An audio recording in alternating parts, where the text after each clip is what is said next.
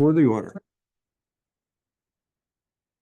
Allegiance to the flag of the United States of America, and to the republic for which it stands, one nation, under God, indivisible, with liberty and justice for all. All right. So I don't know, I don't really think there's much that we could cover without Scott. We can approve it. I think you could remind everyone about the vote next week. Yep, just a reminder, next Tuesday, the 24th, is the special town meeting vote. All right. Yeah. The special town meeting vote for the water funding. Just a reminder, it's in this room from 1 to 6 next Tuesday. All right, so 1 to 6 next week. Next Tuesday here. Yep. Okay. Scott, we just barely started. So. Have you read the minutes yet? They did get emailed out to us. I don't know if you had, oh, they're in my hand. Do you want? Yeah.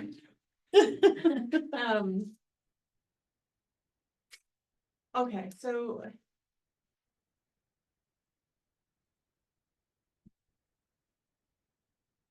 We'll move down to John Bergeron because I know he emailed all of us. Did you have a chance to read the email, Scott? So if he talks while you're reading that, it's okay, you've already heard this piece? Yeah, the email that he sent us Yeah, last. okay, so Yeah. John, Okay, you're up. well, we had a visit from L-Chip in August. They're making their rounds, looking at all the places that submitted a proposal. And it seemed to go well. They seemed to be interested. It seemed to be very positive, so we have high hopes based on the visit, but one of the L-Chip personnel and one of the consultants that they brought along, there was a group of 5 people, looked at the connection in the tower where the posts meet. There are 22-foot posts, and those sit on top of 10-foot posts, and they're bolted together with 3 bolts each. And they were questioning the structural integrity of that. And they suggested we get a structural engineer to look at the posts and the belfry and make sure that the current approach is satisfactory for the future, and we don't need to reinforce something Are those the posts that were just put in 2012. Okay, so they're not terribly old though. Right, no. Okay. In some cases, they join to a post, which is, the upper posts were all replaced, the 22-footers, they're on top. And those join to posts that are below that. And some of those lower posts are new and some of them are old. But it's really, they were not questioning the size of the posts, they're really questioning 2 posts bolt together. And there's bolts that go horizontally through them, 3 bolts. each. Questioning the integrity of the joint. Yeah, is a bolt enough? Do you need more holding power at that joint? So that's, but they're not structural engineers, and they suggested we do that. It's not a big deal. It's probably in the neighborhood of $3,000. Could be more, could be less. Did they have a structural engineer that was qualified? Well, they suggested we go find one. So we've contacted a structural engineer who's given us a quote and is ready to make a visit. And her price for a visit is $500, and then $145 an hour after that, as she figures out what needs to be done. How much analysis and how much alternate design needs to be done. So it's a little unpredictable what the end result is, but we'd like to do it now rather than waiting for later. It's not a great sum of money, and we do have $69,000 in the trust fund, so there's money there to cover it. And it says here in your email that the 3,000 could come from 12,000 reserved as a 2024 operating fund. Well, we agreed, when we submitted the proposal to L-Chip, we agreed that the town would assign 12,000 from the current operating budget Mhm. towards a matching grant. And so we could take that. This counts as our this could count as This part of could our count as match. our match, Okay, And or we that's could just take, 12,000 for the total scope of the project, it's not per year, so, That's right. okay. And it's for that portion, the L-chip portion, and there was another, I think, small match. There's another match for the windows. I think it's $4,000. $4,000. So I think the total outlay, maximum outlay as presented was 16,000. Okay, and then so Carrie on this is earmarked separately, this 12,000. Okay. Not that I, Right. you know, I just like to check with Carrie. Okay. So, I mean, what are you proposing that? it We comes just need your from- okay to say go. Do you want it to come towards that, out of that? I would say it should come out of that operating fund, because then that's less that we have to That's fine. encumber for next year, if we can even do that, so. And do you want us to say up to 3,500, so? if it exceeds The it- 500 is included in the 3,000, so up to 3,000 would be Okay, sufficient. all right, I will move that we authorize up to 3,000 from that line item in the operating fund. I'll second. And then there's a wrinkle in she's got some strange wording in the contract. You've got this pink-headed form here. The limited liability clause says on page 2, this client shall require all contractors and subcontractors to include client and engineer as additional insureds on a primary and non-contributory basis under the general liability insurance policy applicable to the project. So one way to read this, it says every subcontractor we have that works on the tower would have to alter their insurance contract, so I don't think that's reasonable, and so we're gonna try to get her to back off on that one.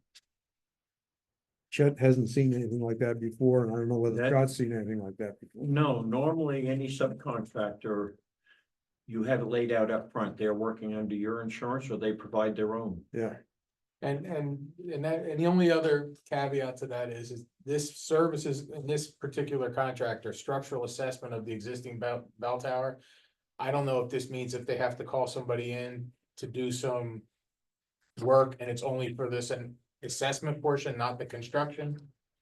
But we will have to clarify that and make sure they either clarify it that it's only for this part of the assessment, which as far as I'm concerned, then somebody's working under them, they would want to be additional insured. But if it's going forward, that's a different discussion. We would. I was gonna say, we're going, as far as the actual work, that's all under your performance. Right. Contract and bonds. so we'll try to clean that paragraph up. Make it go away, preferably. Yes. Okay, all those in favor? I, Aye. Okay. So we'll go back to minutes. We're looking at, August 26th, non-public. I move, that we accept as written. Okay, I will second. Any discussion? All those in favor? I, Aye, okay, and then we have public and non-public from September 3rd. I'll move that we approve those. Any discussion?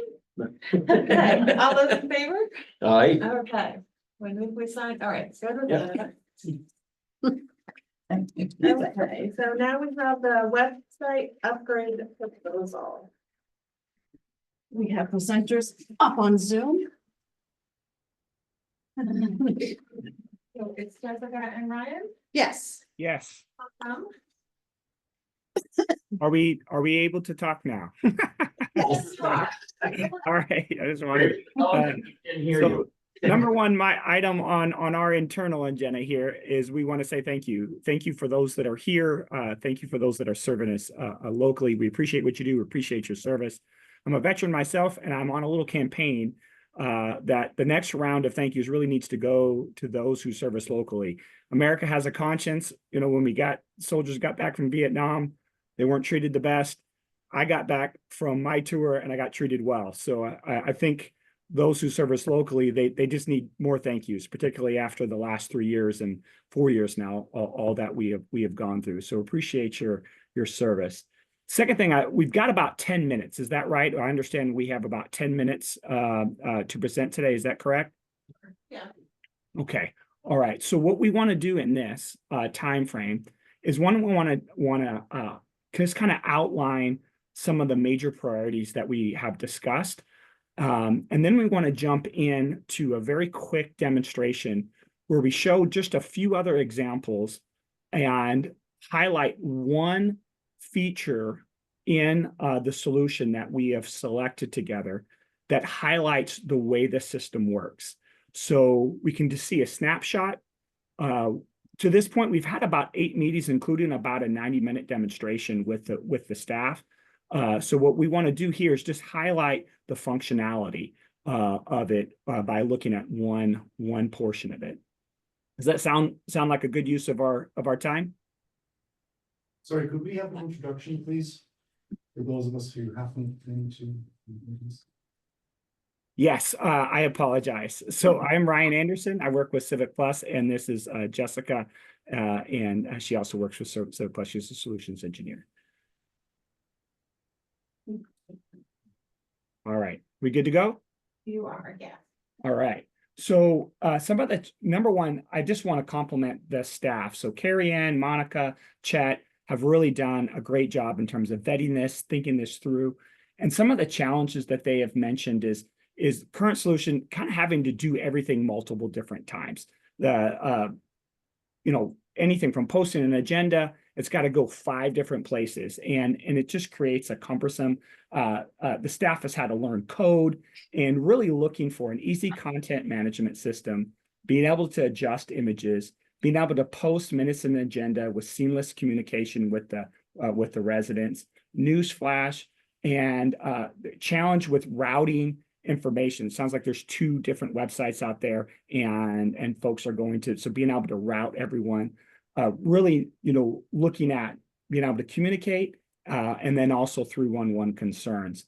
So that was a summary of some of the challenges that we had brought up and that we addressed in the demonstrations going in. So what we're going to do here, I'm going to turn it over to my colleague, Jessica, and she's going to kind of show some examples of how we address those issues through one solution. Go ahead, Jessica. Oh, I was like, is it my turn? Yes, it is. Thank you, Ryan. So my name is Jessica Gleason. I am a solutions engineer at Civic Plus.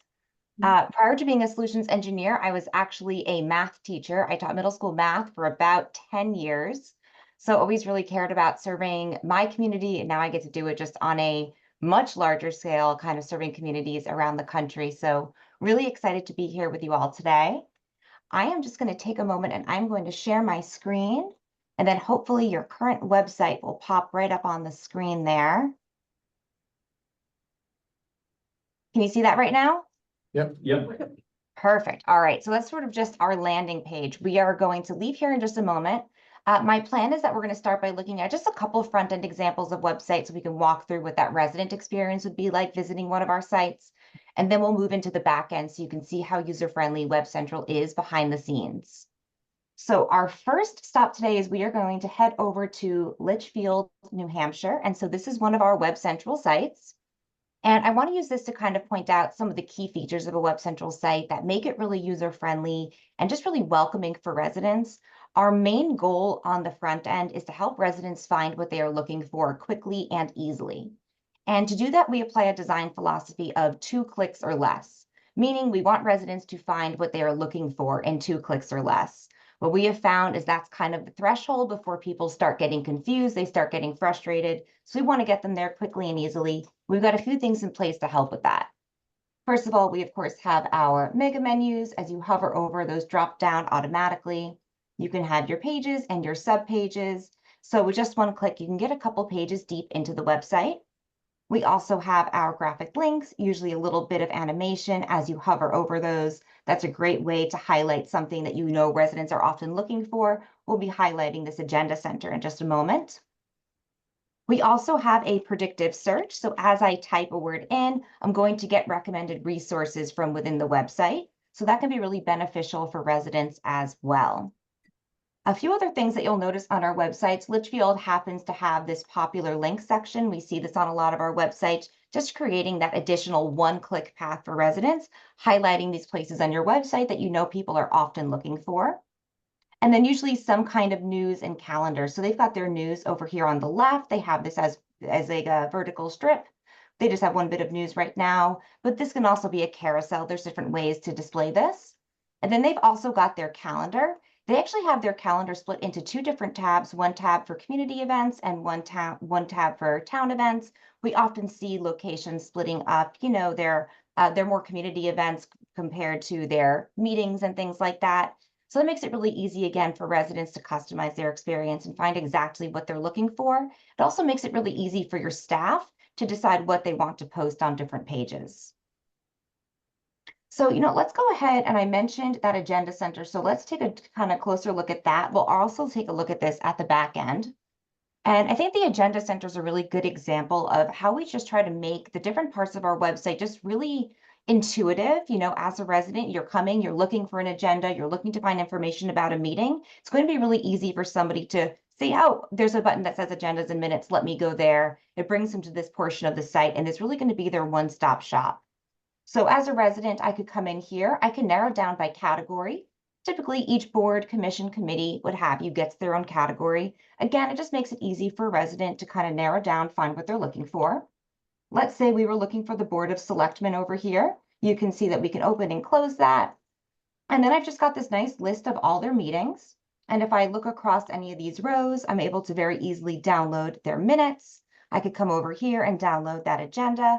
And then they also have a YouTube link, so you can have these media links as well. So again, it's really just kind of this one-stop shop. As a resident, I come here and I can find everything that I'm looking for quickly and easily. And then again, we'll take a look at this on the back end as well, so we can see what that staff experience would be like posting this content. I also want to quickly point out Notify Me. So there's a link to that from the Agenda Center, but there's often other links to this as well, sometimes even in those graphic links. And Notify Me is a place where residents could come to sign up for notifications they want to receive, whether it be by email, by text message, or by both. Getting residents signed up for notifications is just such a fantastic way to keep your residents informed. You get them to the website once, get them signed up, and they can be notified every time a new agenda is posted. But they don't have to sign up every time every agenda is posted. They're able to sign up just for the specific board or committee that they're interested in. They could also sign up for notifications about bid postings. We have a bid postings module to easily post that kind of content on the site. Signing up for notifications about calendar events, job openings, news. So these are just some examples of the different types of content you can post on the website and that residents can sign up for notifications about. The last thing that I want to point out here at Litchfield is that we do build all of our websites mobile responsive. The truth of 2024 is that the majority of people come to these websites through their phones. So whether somebody comes to this website on their phone, on their laptop, their desktop, their iPad, whatever it is, it's going to be really user-friendly and easy to navigate. So you can be confident that a resident's going to be able to find what they're looking for, no matter what type of device they choose to use. All right, we're going to head over to one more front-end example. And I'm just going to head over to Elliott, Maine for a moment. And again, just another opportunity to see a different website that we have. But I also want to take a moment to talk about the process of creating your site. So when we create your new website, we are going to hand migrate all of your content. And we are going to ensure that everything is highly compliant for this from the start. That means it's going to meet WCAG 2.1 standards. Accessibility has been a really huge issue lately. It's something that we think about a lot at Civic Plus and finding different ways that we can make our websites more accessible. So I know that I think in our previous demo, we had spoken about some other tools that we have. And I know, Ryan, you really wanted to highlight tonight this additional tool that we have. Do you want to go ahead? Just touch bases with this. So this was a big priority, as Monica discussed it, in terms of accessibility. So what AudioEye is going to do is 3 things. Number one, it gives you this toolbar. Nothing really different about this toolbar in terms of distinction of an ADA product, but it allows the residents to customize their experience. It memorizes that when they come through, and then Jessica was just showing you the dyslexic font. The second thing that it does is it auto-corrects and auto-reiterates issues that would bring the site out of compliance. So Civic Plus doesn't have the resources to go back behind every single municipality that creates every single website to make sure that they've done everything correctly. This tool does this automatically. So it goes back and it checks everything. And most staff at local government don't have the time to do that either. So this actually goes back and it corrects those issues that would bring it out of compliance. The big part of it is the third part, and it has a level of legal protection with it in Mhm. terms of they have a legal team that serves as a consultant. If there's a suit that is brought against the city, they have 100% success ratio. So there's never been a successful suit that has been brought against a community that has AudioEye, because AudioEye it's just great. I mean, it's going to bring you above the standard from I think the standard is going to be 2.1. This brings you to 2.2 in terms of Okay. WCAG. And then they have the legal protection behind that in terms of partnering with your legal team in case somebody does try to bring a suit. And they have 100% success ratio. So this particular product for a lot of communities has just been a no-brainer with all that's going on with the DOJ and the push for accessibility. This is something that came up as a huge priority. So Awesome. Thank you, Ryan. Yes, we just wanted to highlight that. And then I'm going to take a couple moments here. I'm just going to hop into the back end because, you can see how these websites are really user-friendly for the residents, but we also want them to be really user-friendly for your staff. Our goal is to make it easy for residents to find what they're looking for, and our goal is to make it really easy for staff to get things done and to do their jobs, right? So we're just going to take a quick peek at the back end of my demo site. I'm going to head right into my home page. I do want to point out all of these modules here. So the website will come with 40+ modules, which are just basically different ways of posting content on your website. So things like that agenda center, bid postings, calendar, a document center, a form center for creating online forms, a staff directory. The list goes on, of course. But today we just wanted to kind of narrow in on the agenda center. And we wanted to use the agenda center sort of to highlight how user-friendly this is for staff behind the scenes and how you're able to do a few things in just one click. So I'm just going to take a look at this agenda center here, and I'm going to come into my city council meetings, and we are going to upload an agenda. So I'm going to click add agenda right over here. We're going to choose it up. We're going to upload an agenda. I'm going to choose my meeting date. I think my next meeting is on the 25th.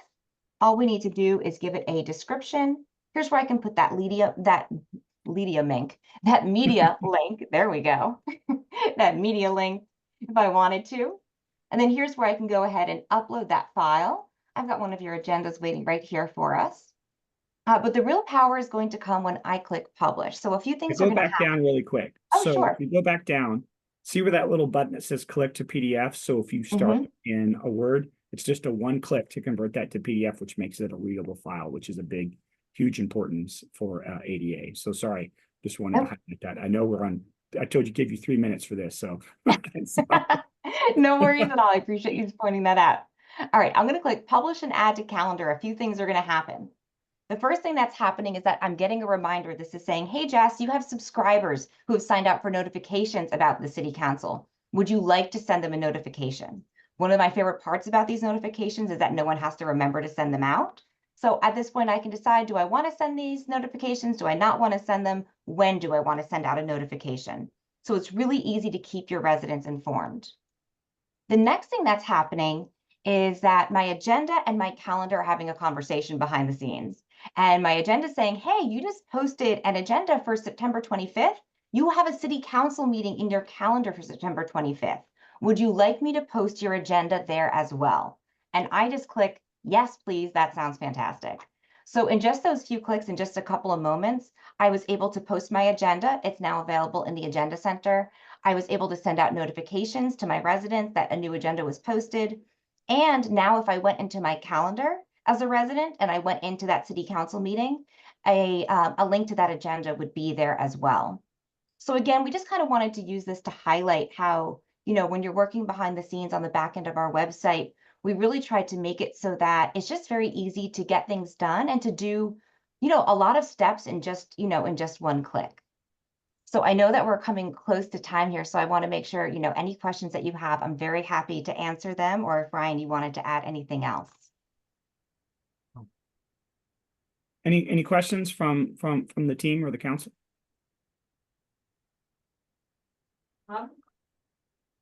So I noticed the two websites you showed were basically the same platform with just different pictures. Is that the only option you have? Are there is that the boilerplate, or are there other options? No, these two happen to have a pretty similar layout. We definitely have other websites that have kind of different layouts. Let me see if Do I I'll have step in. that? So we chose a premium design. Yeah, And so with the premium design, there's a lot of flexibility. So you have about 4 or 5 examples for a header. You've got 4 or 5 different examples for the middle page. Then you've got the action buttons. You have different widgets that you can place and customize based upon your order, whether you want the news flash or whether you want the calendar. You can kind of see the popular links there. A couple of things that are important with design. Number one is ADA compliance. So there's a lot of really cool, fancy things that folks can do. But those things, could break compliance, and we're going to launch you at compliance. And the other factor is just kind of like best practices for local government. So some of the sites are going to look similar, but they look similar because people are coming to do similar things in local government. So there's some best practices that come in line with that, but definitely able to customize what you're looking at based upon the needs and priorities. So I appreciate that. Thank you. And I apologize, I don't know your name. Damien McKenna. Okay, Damien. I swear I'm not going to go off on a wild tangent. I happen to do this myself as my job. So I have a couple of questions. One is this a proprietary CMS or an open source one? It is proprietary. So Damon, one, I want to compliment you. It's great to have somebody with your expertise and your being here is just wonderful. So I appreciate that. But this is a proprietary CMS, and it is designed specifically for local government. So when Jessica showed all those different modules, that's key because we built out those modules based upon local government need, and those are continually enhanced. And we bet that they're all on a cycle in terms of improvement. And so, yes, so this is a proprietary solution built specifically for local government. Okay, one question I have around the site's content is you kept mentioning wanting to make the site or make sure the site was ADA compliant. But there's a heavy push on having the content available as PDFs. And as I'm sure you're aware, PDFs are historically kind of horrible from an accessibility standpoint. So is there a particular reason why there's so much push for the site's content, like meeting agendas, et cetera, to be downloadable PDFs rather than just text on the page? Yeah, that's a great observation. Jessica, were you going to take that question, or did you want me to? well, we might be saying the same thing. So why don't I say what I was going to say? And then you go ahead what first. You were going to say. So So I was going to say that in terms of ADA compliance for PDFs, it sort of depends on how the PDF gets there. So if it's a PDF that was scanned, you had a piece of paper and you scanned it and that PDF was uploaded, you're right, that is not going to be compliant. However, let's say that you made a Word document and that Word document is compliant, and then you upload that and you do the convert to PDF feature that Ryan highlighted, then as long as that Word document was compliant, that PDF is going to be compliant as well. So I think it's important to kind of talk about those differences in how the PDF gets there. Ryan, what were you going to say? Yeah, pretty much the same thing. I was just going to highlight our training. So Dighton, Massachusetts went through this a while back, and their site was not compliant. They were with one of our competitors. They just were really struggling. They had a resident that was special needs and was using a screen reader, and they did like this whole test and study where they looked at all these different websites, and they determined through his study, the citizen's name was Jonathan, that CivicPlus websites were by far the most ADA compliant sites on the market, period. Most easiest to use with the screen reader. And then what's really cool about this resident, because this resident could actually have brought a suit against them, but he didn't. He wanted to help his government work better. And that's our vision, to help local government work better. And he sat in on the training, and they actually did a case study with us. He came back and he said, I just am blown away at the level of training that you give local government staff on terms of ADA compliance, well above what we could probably offer you here in this meeting. But that was something that really came back to me in the training from a resident who was using a screen reader, and the testimony that he gave in terms of going through the training portion of it with Civic Plus, how much we were able to impart in terms of wisdom and ADA to the city. And really great story. And they're a great client of ours. So Okay, but that doesn't answer the question of why such a heavy drive to have the site's content in PDFs rather than just text on the page. Like, should there not be a field, the text field, WYSIWYG or otherwise, for just listing the site's agenda, or the agenda for meeting? So if I understand your question, you're saying why uploading a PDF versus creating the agenda right in the platform? Or even just copying and pasting it into a text field. Yeah, well, so I do want to point out, and then Ryan, again, please let me know if there's something else that you want to add, is that there is another option. A lot of municipalities prefer uploading a PDF just because that's what goes with their process.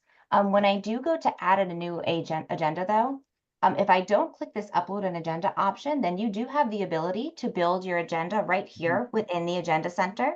So if I wanted to, I could build my agenda right here. And so I think that might be getting more at what you're thinking about in terms of making it more compliant, more accessible. And so that's definitely an option as well. You'll notice that then if I do go ahead and click this upload an agenda option, the reason we didn't see that earlier, because when I do upload an agenda, you'll notice that field is gone because I've said I'm not going to build my agenda here. I'm going to upload it. And so it said it gives me these options for uploading. So you do have the different choices if that's what you feel would be a better choice for you and a better choice for, accessibility. And that's just an included feature. So Yeah. you can upload it or you can build it yourself. And then each of those items too also have some workflow options if there needs to be a different level of approval for that item. And that all kind of also comes out in the training as well. So that's a good call out and I appreciate that. That's wise. Thank you. Thank you. Does content on the calendar originate on the site or can it be pulled in from an external source? If the organization's already publishing the calendar somewhere. Jessica, I think that's a question. Are you talking about an RSS feed? Something similar. Yeah. Well, so it depends on where you're, what type of calendar you're talking about right now. Do you mean, so can you tell me more about the process that you have in mind? For example, the event calendar. Mhm. Where Yeah. you see upcoming events. Are you talking about when I'm adding a new calendar event into my website? Do I always add the calendar event right in here, or can I have it come in from an outside source? Correct. Correct. So generally, in terms of having the calendar here, yes, you do usually build the calendar events right here. You can kind of build it out really quickly and easily. And then you can see all my different calendar events that I have here. That being said, if for some reason you wanted to use a different calendar, we have had locations saying, hey, you know what? We're really set on using our Google Calendar. That's what we've been doing. We've worked with libraries that say, hey, we really need to use, I think it's iCal that a lot of libraries use. And if that's the case, that's no problem. You can embed those right onto a page. We play really well with others. And so that could be an option. That being said, when it comes to adding new calendar events, it really is such a simple process where you just kind of, give it a title, give it a date, choose if it's reoccurring, give it a description, and then there it goes right on the website. So it's definitely something that I recommend, but there's certainly options as well. Does that answer that question? As well. We have a question online.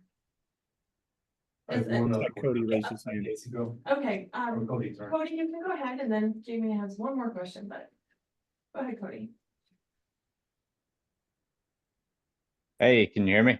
We can. Yes. Thank you. Excellent. Thank you. Hey, thanks for this overview. This is great. I wasn't involved in the previous sessions, but I just wanted to provide my support for moving to Civic Plus just because I've had firsthand experience with the current platform. It is almost impossible to stay up to date with what's going on in town. especially as the chair of the Conservation Commission, having to offload the task of uploading minutes to someone else and add to their task list for the day is just not something I'm interested in doing. So this is amazing and seems like a leap forward from what we're using today. And it seems like, you know, towns like Lebanon and others nearby have already adopted the platform for a few years. So just wanted to voice my support. Thank you. Cody, Thanks, Cody. and then Jamie, you have one more question? Last question. You've been great. It's really appreciate really appreciate your expertise. It's great to see someone like you in these meetings and contributing. So thank you. You're welcome. What are your security protocols on the software and the system for breaches, etc.? That's a great question. That is really great. So number one, Civic Plus only deals with local government websites, so which is security is a top concern. We actually just updated our security platform to what's called Guardian Security. And I'm not a super techie, so I'm just going to use it in layman's terms. If you think of it like our first level of security as kind of being a gate around you, Guardian Security is like your Secret Service. We do have one step above that, but we don't normally go there because it's involved with really when folks are taking in sensitive information. But this Guardian Security is kind of like a CIA. They're able to, if it gets through, they're able to really kind of jump in and tackle the problem. Jessica might be able to answer that question with a little bit more technical terms, but that's my layman interpretation of our level of security. But the bottom line is, this is what we do. We keep local government. We only work with local governments, and we protect those sites. So it's a huge priority for us. Ryan, I love that analogy. Oh, so a soldier, man. So I'm thinking like that's how I think, you know. So. I love it. Yeah, just to kind of piggyback off of that. So Guardian Security is going to be, I don't know how technical you want me to get, but I'll get a little technical and then you can tell me if I've gone too far or not far enough. So Guardian Security is going to be hosted in a tier 2 data center. It's going to come with Cloudflare, and that's going to give you that DDoS protection, which is something that's really important and that we found is, you know, a very big piece of that security for local governments. You know, like Brian said, this is something that's really front of mind. We all actually very recently had a whole training on this for ongoing training, and it's something that's really just kind of front of mind for Civic Plus. And so, yeah, I think Guardian Security, as Ryan mentioned, I think that package is going to be a really good fit.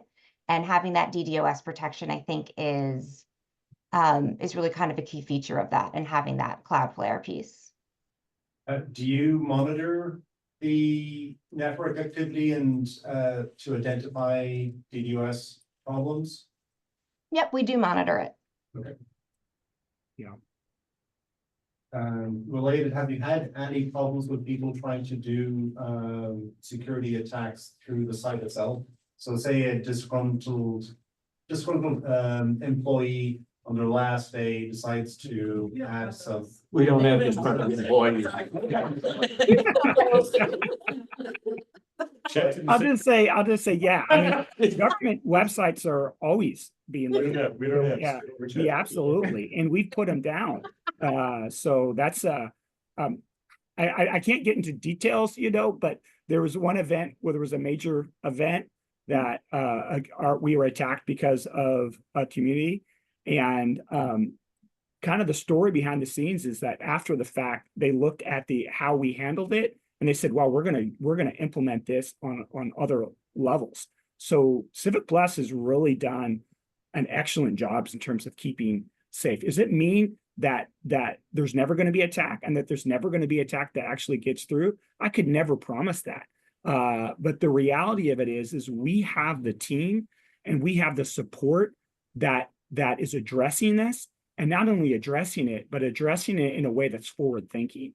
We are the leaders in this industry, and this is what we do, and we want to make sure that our government websites are secure and safe. Thank you. Ryan and Jessica, do you have any like printed literature maybe that we could make available for people that do have additional questions that talks to those? Yes, so and I'm not quite sure if it's all in, but I sent over really kind of like a robust proposal that list out all of the different modules, the different features. There were 2 scopes. One of them was kind of like super essential, and then we had a couple optional items on the other. I'm not 100% sure how much is out there, but I did provide a robust proposal, but there's only so much you can fit in an agenda. So this is like a, I don't know, what is it, 25, 30-page document, so. Public you know. request, so Yep. if that was something that would be helpful too. Put on the website. Yep, on the website. And not a question, just like, the kind of the backing up is how we got here. As we've been looking at all of our IT issues in town, we started looking further into our computer networks and things of that nature and have found tremendous holes. And basically have found the same thing with our existing website. There's a lot of holes. We don't own the domain that we're doing, we're renting it. We don't have technically the full control. We don't have administrative control of the website we have now that we're moving forward to. Plus, there's new ADA rules coming into effect in 25. All of these things together said we need to look at what our options are. And this has been one of the most commonly used groups, the Civic Plus in the state of New Hampshire. And, Enfield uses it, all of our surrounding towns use the same website platform. So we've been looking here and they do meet all of our needs. So I think we're just trying to not only get ADA compliant, have better control, more efficiency and more accessibility. And this provides all of those pieces. And I know, to kind of piggyback on what Cody was saying, I've heard from Monica how difficult it is to upload anything to our current site. And I know when Carrie Ann first got here, she was like, we should look at something different. I think, as the most frequent end user. It's very easy to upload to our current site. Everything goes to Monica. She uploads. The That's calendar. why I was talking to us. Our upload site is named Monica. Yeah. It's a long process. Does anyone else have any questions? I can Poor tell you, Ryan, he using can't the update system his in photos. Enfield, It was pretty easy to navigate. And as a person who can't get into their own email, that's Yeah. just really saying something. No, seriously, I found that's what we had, and it was very easy to navigate, to get one place to the other, unlike the system we're currently using that has a lot of dead ends. And Monica, have you been able to actually play around in it? and I test it and have. see? Okay. 2 towns have allowed me go in and kind of play with it for a while, so it's Ooh. refreshing. All right, that's good to hear. Okay, thank you for joining us. I don't know what the next steps are. Thank you, Ron. Well, at this point, Thank you, it's, Jessica.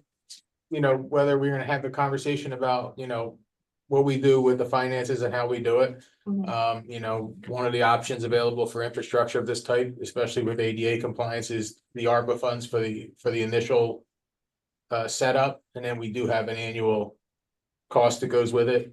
That would be part of this conversation, but whether the board wants to have that conversation tonight and possibly take action, or if we're gonna look for, a little more. I don't know that we've seen an actual proposal No. with dollar amounts, so if, And well, we may have. passed it out at the last We meeting. did pass it up the last meeting. Oh, I would prefer to wait until Steven's here in Yeah, and person that's fine. and Yeah. can vote on it, so. No, and I wasn't Yeah, trying to I push just- it, it's just that's the Yeah. next step, so. Oh, that's So- fair. Yeah, so Any it- more copies of that proposal around? Yeah, We can get some We copies. can get you a copy. Yeah, Let's see it. yeah, you can get some copies. okay, Yeah, and Monica, I can send you, because there were 2 and this gets confused. And so there's the one that has the main kind of way, and then there's the other one that had the optional enhancements. Yep. Which so one was send that newsletter, and then we had pay, and then the DHPs, and then the 311 solution. So I've Right. got those on the 2. So one was like, hey, this is what we really, really need, and the other one was like, this is what kind of like to have. So they're both there. So Email. Last week's email. Thank you. You're welcome. Thank you. all right.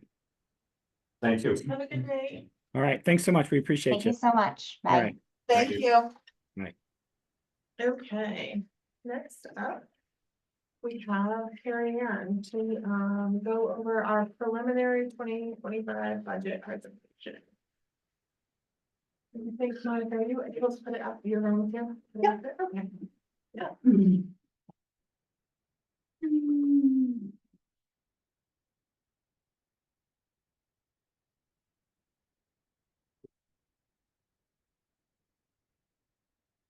It'd be epic to crash during that. That would be that would be bad. That's not the website thing. That's just the PowerPoint. Oh, okay. Well, what's going on? What are you doing? I don't know. I don't know why it's having a, Yeah, it's having a moment. That'll go Not away. very user friendly. So you go to the little cuppy looking thing on the right. I can't see that far either. Oh, my glasses. I'm wearing my glasses and I can't see it. Can you see it better? It's right there and it's,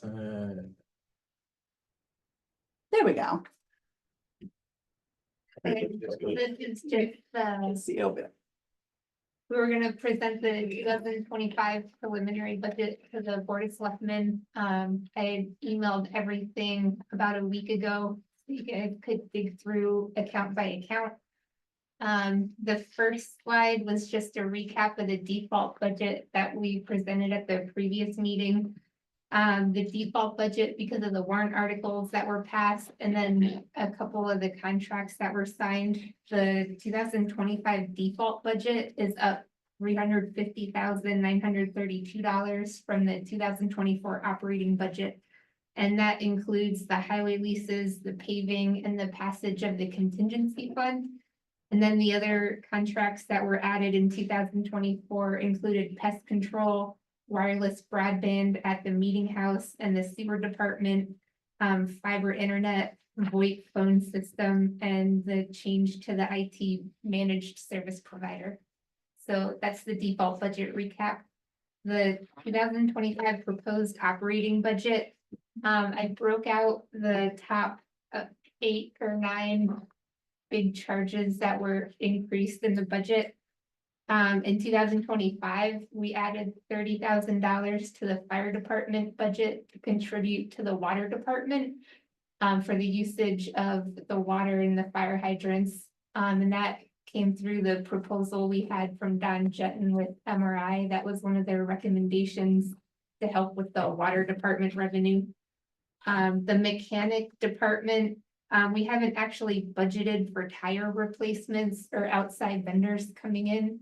So we would like to start budgeting for those, and looking at what we've done in previous years, we came up with $35,000 to add to the mechanic line. The quote for the senior center roof repair came in at $50,000. That's in the 2025 operating budget. And then we added $50,000 to the contingency fund for any unforeseen repair work to our numerous buildings that we've been evaluating. The assessor is an interesting situation. We were on schedule for the 2026 to be reassessed. We received a letter from the DRA saying we were 73.4% of the state equalization rate. So that means we're under assessed by $100 million. So our assessor gave us a quote to do the reassessment in 2025, because I believe it's recommended when you're off by 20% or more, from what I understand. His quote came in at $75,000. We just got it earlier today. We only have 20,000 saved in the capital reserve, so the difference, I have 61,000 on this slide, but since getting the quote today, it would be decreased to 55,000 that we need to add to the operating budget for the reassessment next year. $71,000 was an increase because we've been offering new hires, higher salaries to get talent to come to the town. When we first started 2024, we were we had 8 open full-time positions. So we had to offer a little bit more money to get people in the door. And then the health insurance increase comes in around $78,000.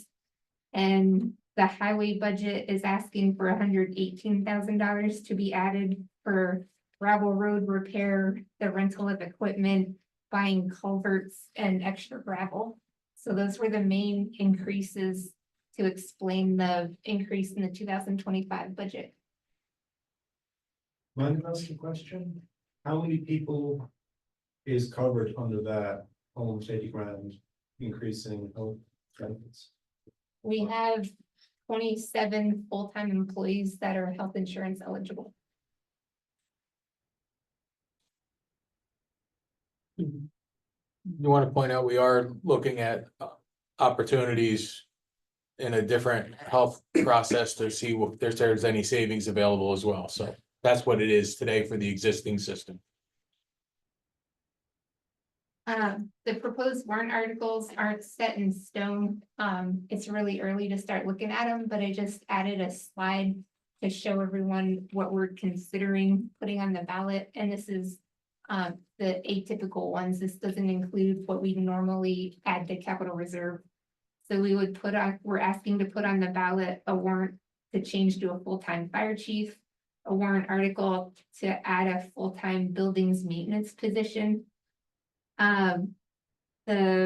Stephen had mentioned wanting to establish cemetery trustees, so that would run as a warrant article. There's 3 equipment purchases. We're still in the CIP process, so the 3 highway equipments might be on there. And those are the main highlights. Monica, can you make that full screen instead of sharing with the next slide?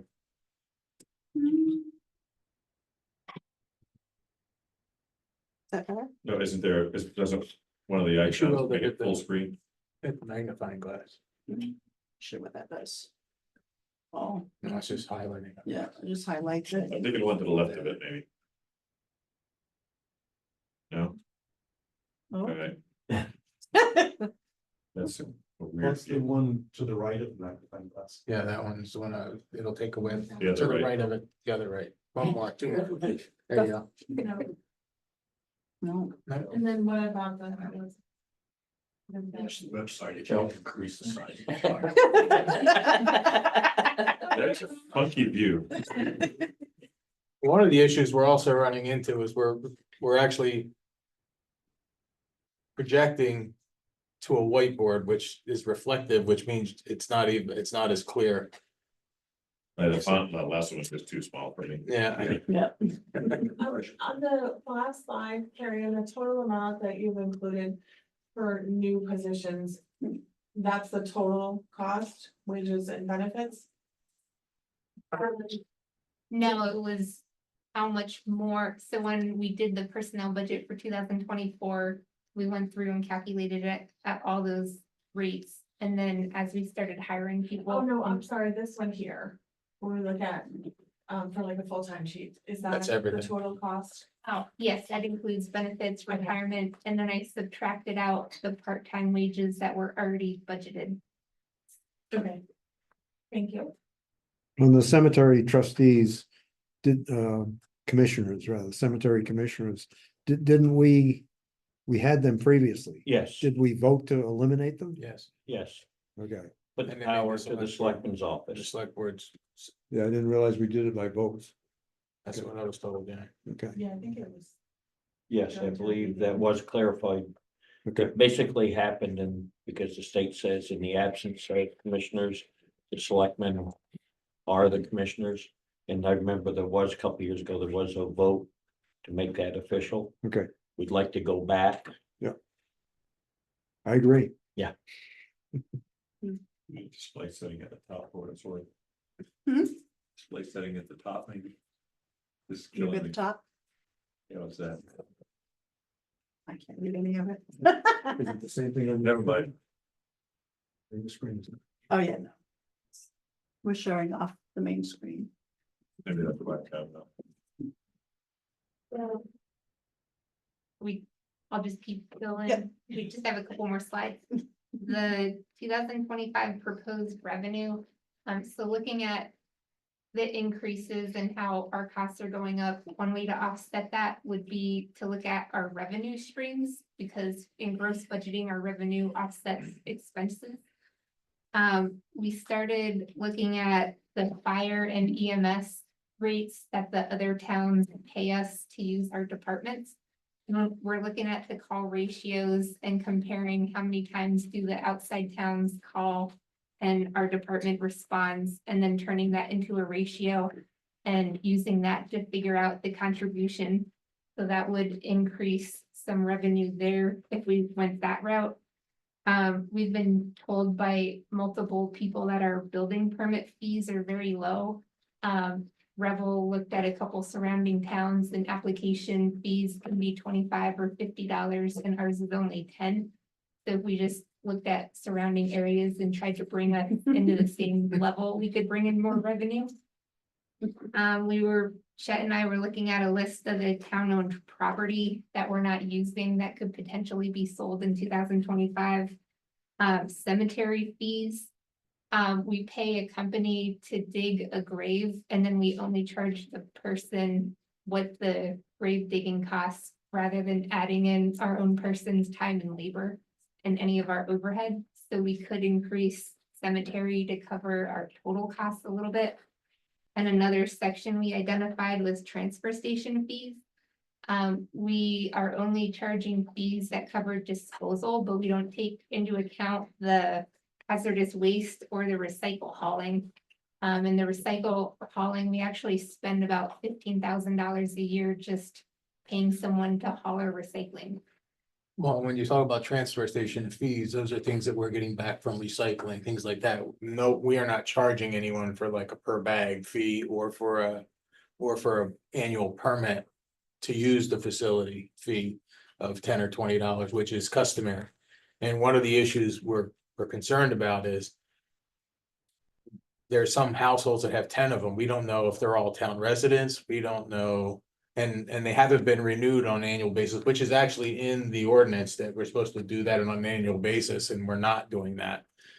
So, you know, we want to make sure that while it's nice that it's cheaper in our town, if you make it the same as the surrounding towns, it reduces the incentive to come to Canaan and things of that nature. And since the transfer station is a benefit to the townspeople and to try to keep the costs low, and not for the town to pick up this cost as a whole. I mean, it's a $300,000 budgetary item for the transfer station, not including capital, not including the trucks, the trailers and all of that stuff that no revenue comes in against. So it's something that just needs to be looked at as a possibility. And I think it's, you know, most towns, you know, it's like $10 or $20 to buy a sticker, and it's, you know, $3 a bag or $2 a bag. You know, there's some nominal fee that goes with it. We do have vehicles come in, and JR can point this out, and they have trailers and a truck, and they're full of bags, and it's like, okay, that's not one household. Where's that coming from? If it is one household, it's 6 months worth. It's, Yep. yeah, exactly. So, but it's happening regularly, because that's actually I know that's actually the unit we were using that caught fire that night. That there are also some of your towns, when I was hauling boxes, that you're not allowed to come in with a full right. pickup load. They have limitations to how much you can bring in on any trip, and that includes trips per day. Right. On some, because they were having that issue. And these are all just things I think we need to look at to make sure we're just not bleeding unnecessary money from a town's budget perspective. Is there some kind of a line on our tax bill to cover this? Well, and it's not on your tax bill, it's in the budget as the transfer station and all the costs that go with it. Right, but do we not pay a tax to offset this cost? That is part of your tax rate. Right, and I know there's people that have multiple houses that they rent, and those are the people that I know of that come with a trailer because they go to all their rentals. And the presumption is they have 5 rentals, 5 tax. But, and that's a choice of the townspeople. The issue is, we know, because we also, stickers are given out to people from Orange, and because we don't have a great tracking mechanism and they've been out for 10 years. We don't know how many are coming from the outside, like Yeah, people that own just land are getting stickers. yeah. I don't want to really, as a Canaan resident, get a new sticker every year, but I definitely understand why other towns. Well, I see, see one why of you're the, saying it. Yeah, I The mean, it's other just, thing it's is- something we should look at. We should have the conversation. most towns, rental property is commercial property. Right. Mhm.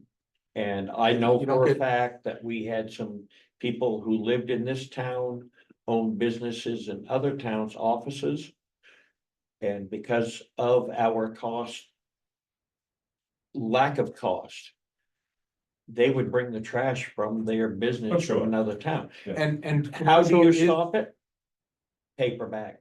And pages. commercial is actually prohibited in our current ordinance. Yeah. And if you have a fourplex unit, that's commercial, and you gotta define that. So these are just some of the things, you know, I think there's two parts of the transfer station. There's trying to get control of who's using it and how much dumping is going on, and then it's like, okay, how do you offset a little bit of the cost for the people that are using it? You know, so just something to consider. Without making it even more difficult for JR. Correct. Sure. Correct. No, I mean, these are all part of the conversation, so.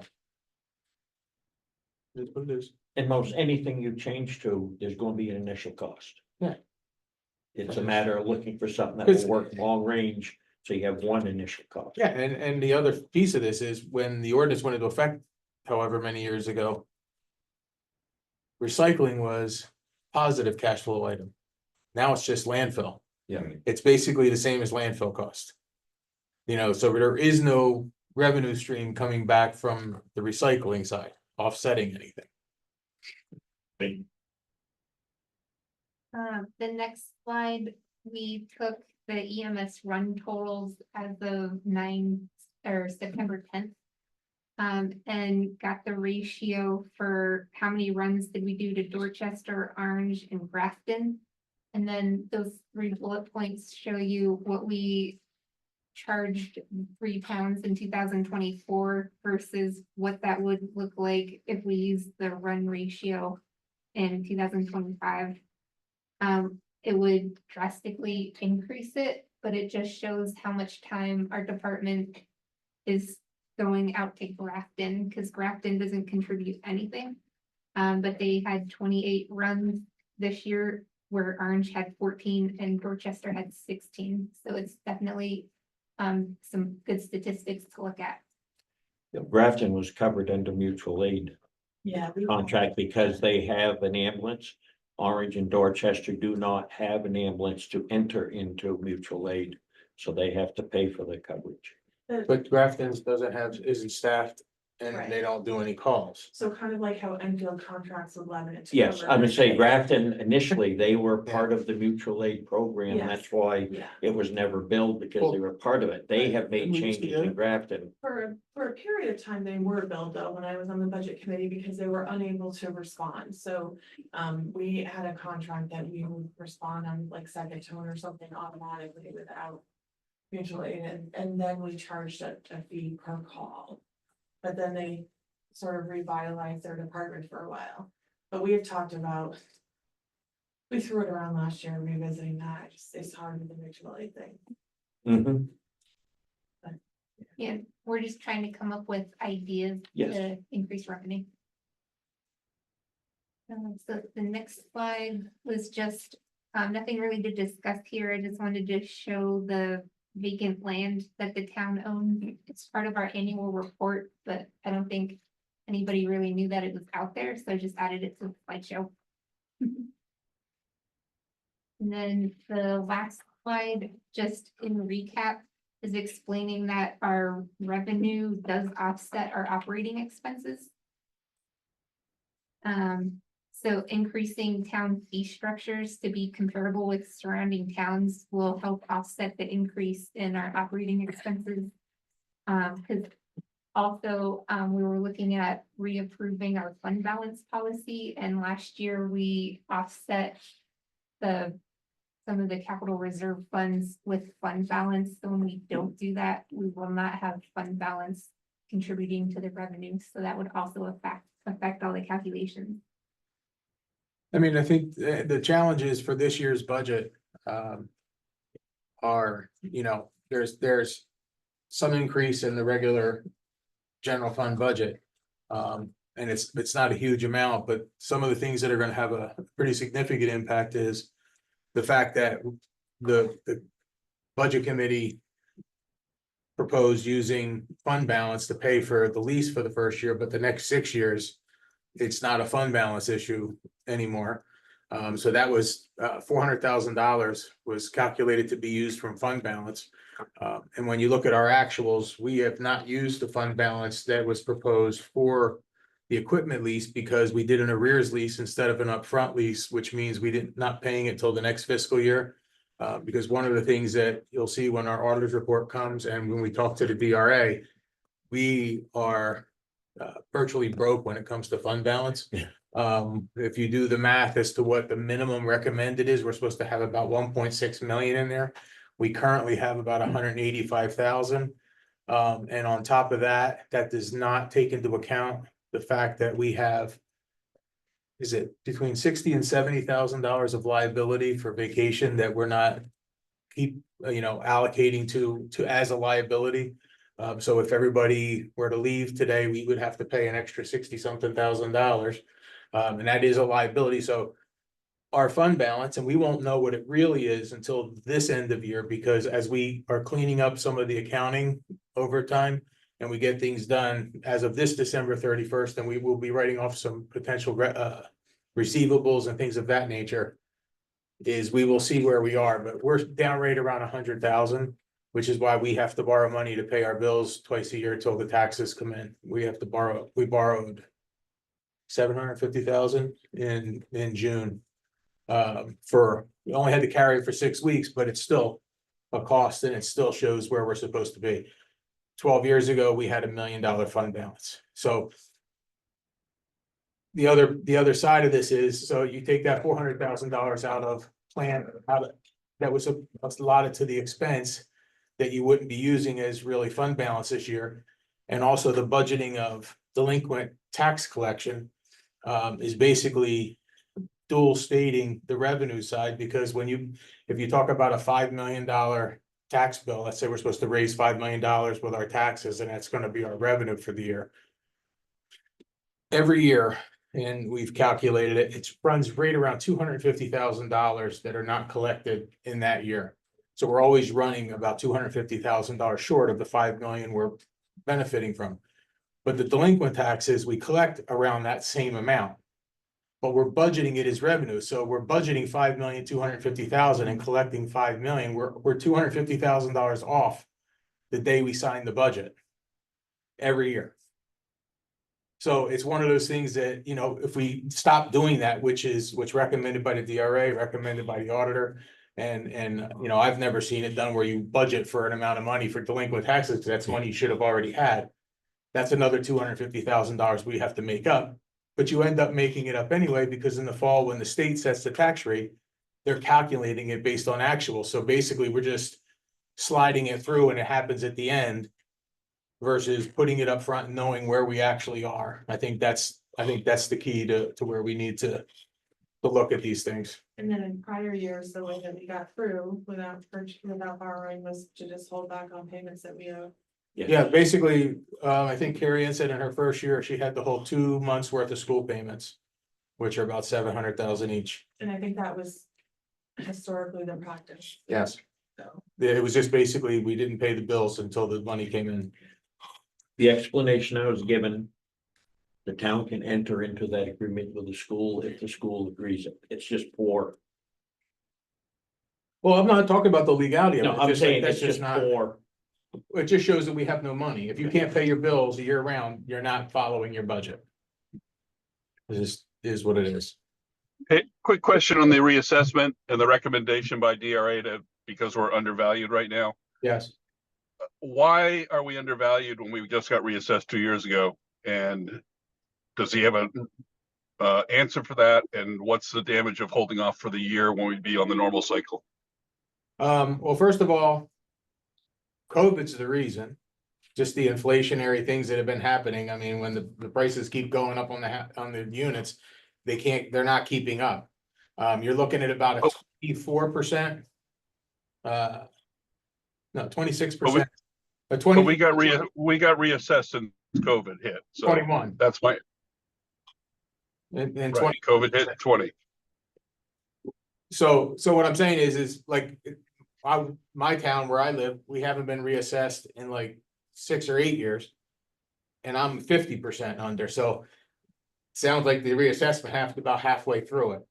And it's hit again, and the state says when you get below a certain percentage, this is what you have to do. We were presenting it because we just got the proposal today, so you're aware, and then we will work on seeing if, what's the level of certainty that we have to do it this next year. There's a Thank recommend, you. I don't remember what it is, there's also a There's mandatory. Yeah, level. and I think we hit the mandatory level, but I just gotta confirm that. Yeah, but inflation in real estate. Unless you reevaluated each year the last 3 years, you're not going to keep up. So that's where that is. So basically what we're asking, and we, unless the select board has any questions or wants to make any revisions. Is just a motion to push the budget onto the budget committee. That they can start working from this working budget. Or if there's things you want to wait and have a conversation about, we can do that. I mean, I reviewed it. I'm fine with making that motion. I'm fine. I guess, Stephen, because you can't actually vote, would you prefer us to hold off for 2 weeks? No, Okay. no, I reviewed it as well. I sent my recommendations to Carrie Ann and Chet, so. Okay, then I will, move that we hand this back to be presented at the budget committee on Thursday. I'll second that. All those in favor? Aye, Aye. we gotta start somewhere with it. Yeah, thank you, Carrie Ann. This is a lot of work. I really appreciate it. Okay, so, next we have policy updates. So, a couple of weeks ago, Chet had some policies for us to look at, and, I met with him, for just him, there was not a forum of select board members. And we looked at these and, made some changes, and I know that he emailed them to all of us to read. I'm really sorry, but I'm gonna read them all to you because we read them before. So our debt policy, the purpose is to provide direction to the select board to identify when incurring debt is appropriate. So the town will consider the use of debt financing only for one-time capital improvement projects and equipment purchases only under the following circumstances. When the project's useful life or the projected service life of the equipment will exceed the term of the financing. When there are designated funds, excluding undesignated funds, revenues, or revenues sufficient to service the debt. Debt financing is not considered appropriate for any recurring purpose such as current operating and maintenance expenditures. And the town has adopted an undesignated fund balance policy, which we will hopefully do in a minute. And will refer to acceptable uses in that policy when considering debt management. B, the town may use the following criteria to evaluate pay-as-you-go versus long-term debt financing and funding capital improvements. Factors that favor pay-as-you-go are current revenues and adequate fund balances are available. Project phasing is feasible. Debt levels would adversely affect the town's borrowing capacity. Or market conditions are unstable or present difficulties in receiving favorable financing rates. Factors which favor long-term financing. Revenues available for debt service are considered sufficient and reliable. Market conditions present favorable interest rates and demand for municipal financing. A project is mandated by state or federal requirements and current revenues and fund balances are insufficient to pay project costs. A project is immediately required to meet or relieve capacity needs. The life of the project or fixed asset is 10 years or longer. A project's long-term benefit requires that the cost be shared by current and future users and outweigh the additional cost as measured on a present value basis. Total indebtedness is restricted by RSA 34(4)(a) and B to an amount at any one time not to exceed 3% of the last locally assessed valuation of the municipality as last equalized by the Commissioner of Revenue Administration. A debt analysis will be prepared by town staff for each long-term financing. The analysis will assess the impact of debt issuance on current and future operating and capital budgets and address the reliability of revenues to support debt service payments. The town will generally conduct financing on a competitive basis. However, negotiated financing or low-interest programs such as New Hampshire DES revolving grant program may be used where the use of an unusual or complex financing or security structure is a concern with regard to marketability. Or it is most cost-effective to negotiate with a sole source. The town will seek credit enhancements such as letters of credit or insurance when necessary for marketing purposes or cost effectiveness. The town will monitor and report all forms of debt annually, which will be reviewed by the select board. The town will monitor compliance with bond covenants and adhere to federal arbitrage regulations. Thank you. The town will follow a policy of full disclosure on every financial report and bond prospectus following disclosure guidelines provided by the Government Finance Officers Association, unless the cost of compliance with the higher standard is unreasonable. And then the last part is interfund borrowing and internal lending will not be considered.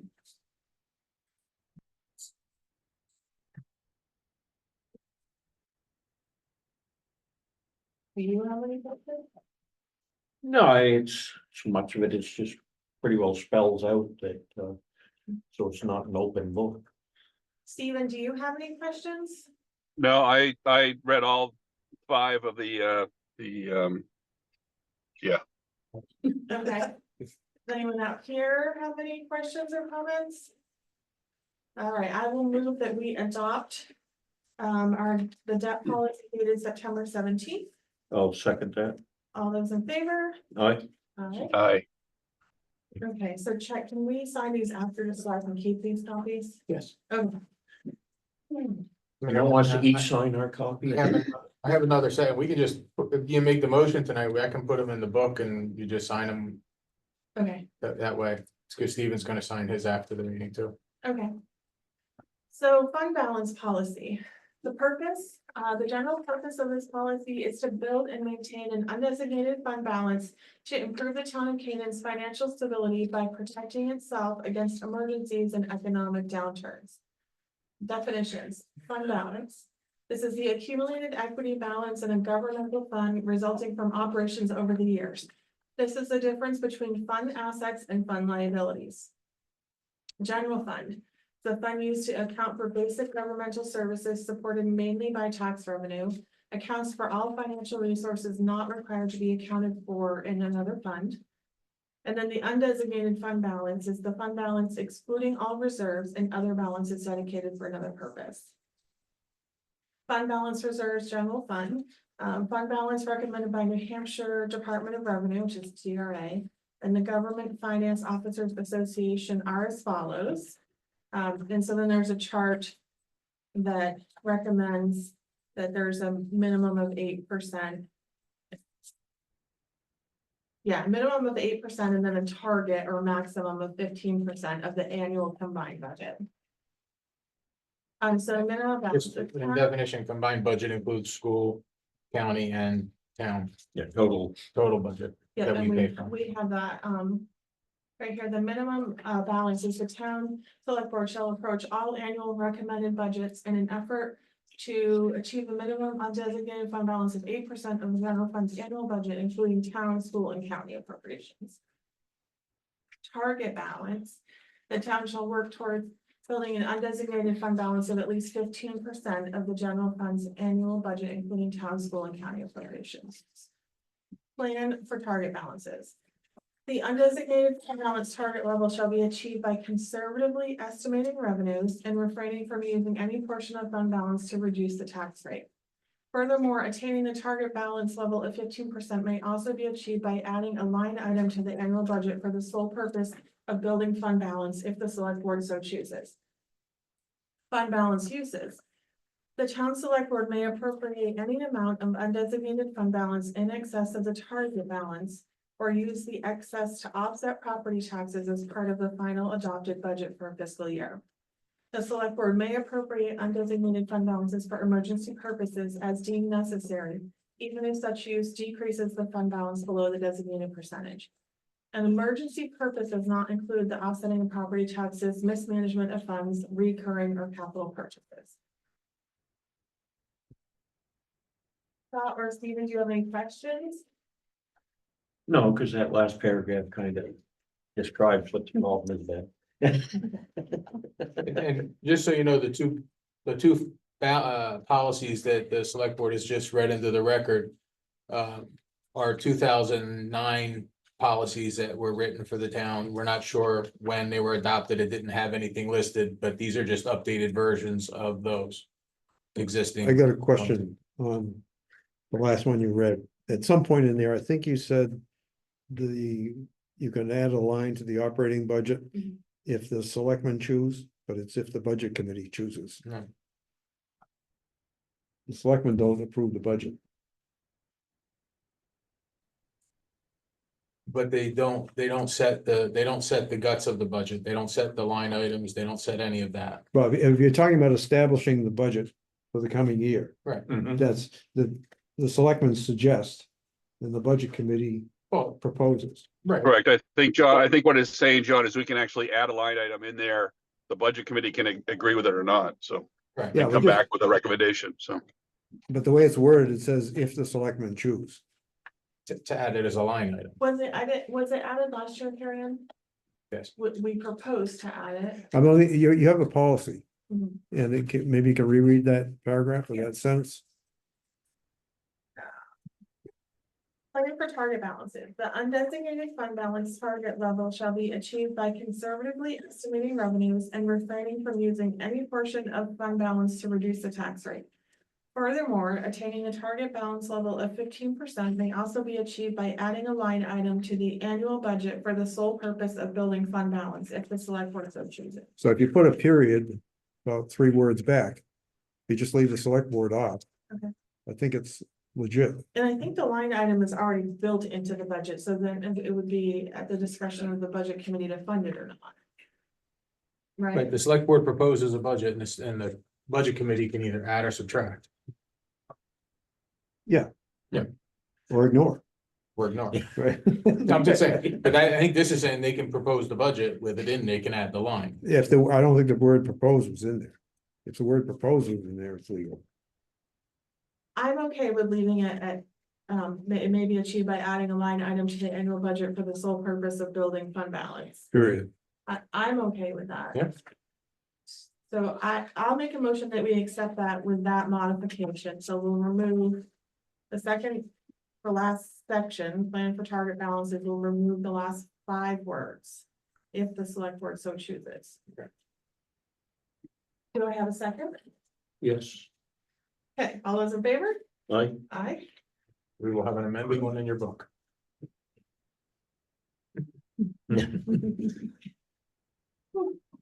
All right.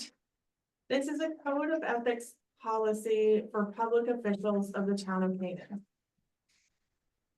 And I think this one was, largely borrowed from other towns that have adopted a similar policy. The citizens, did you have something to say, Stephen? No, I just cleared my throat, sorry. Okay. he was getting ready to read it to you. The citizens and businesses of the town of Canaan are entitled to have fair, ethical, and accountable local government, which has earned the public's full confidence for integrity. The effective functioning of democratic government therefore requires that 1, public officials, both elected and appointed, comply with both the letter and spirit of the laws and policies affecting the operations of government.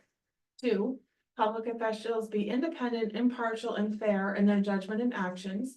3, public office should be used for public good, not for personal gain. And 4, public deliberations and processes should be generally conducted openly unless statutorily permitted to conduct a non-public session or otherwise confidential proceeding in an atmosphere of cooperation. To this end, the Canaan Select Board has adopted a code of ethics for our public officials to assure public confidence in the integrity of local government and its effective and fair operation. Act in the public interest. Recognizing that stewardship of the public interest must be their primary concern, officials will work for the common good of the people of Canaan and not for any private or personal interest.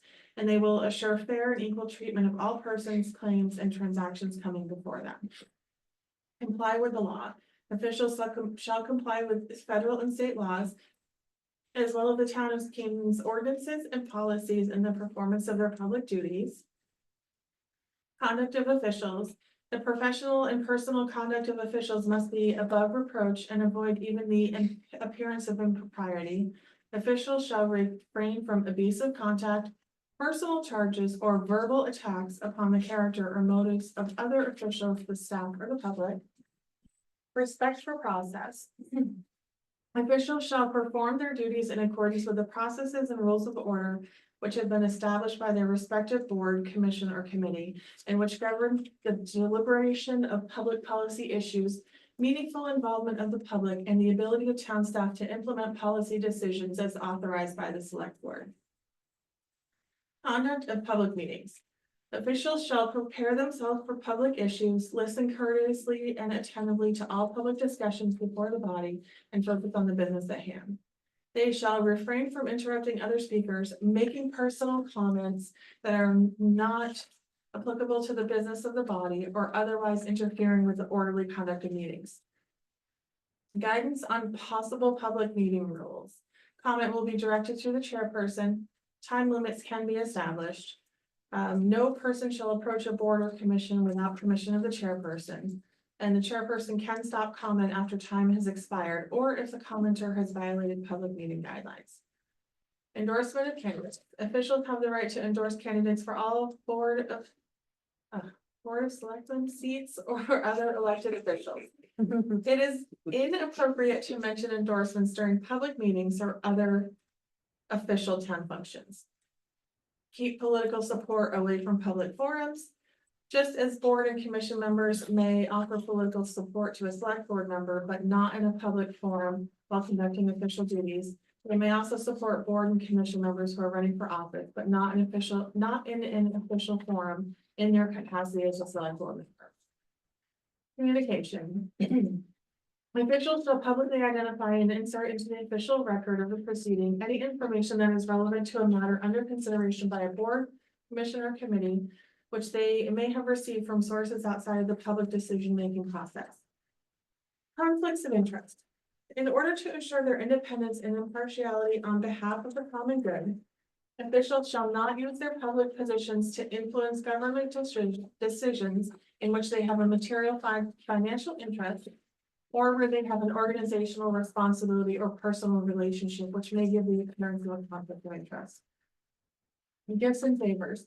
Officials shall not take any special advantage of services or opportunities for personal gain by virtue of their public office that is not available to the public in general. They shall refrain from accepting any gifts, favors, or promises of future benefits which might compromise their independence of judgment or action to give the appearance of being compromised. Confidential information. Officials shall respect the confidentiality of information concerning the property, personnel, or affairs of the town. They shall neither disclose confidential information without proper legal authorization, nor use such information to advance their personal, financial, or other private interests. Use of public resources. Officials shall not use public resources not available to the public in general, such as town staff time, equipment, supplies, or facilities for private gain or personal purposes. Representation of private interest. In keeping with their role as stewards of the public interest, public officials shall not appear on behalf of the private interests of third parties before any board, commission, committee, or proceeding of the town.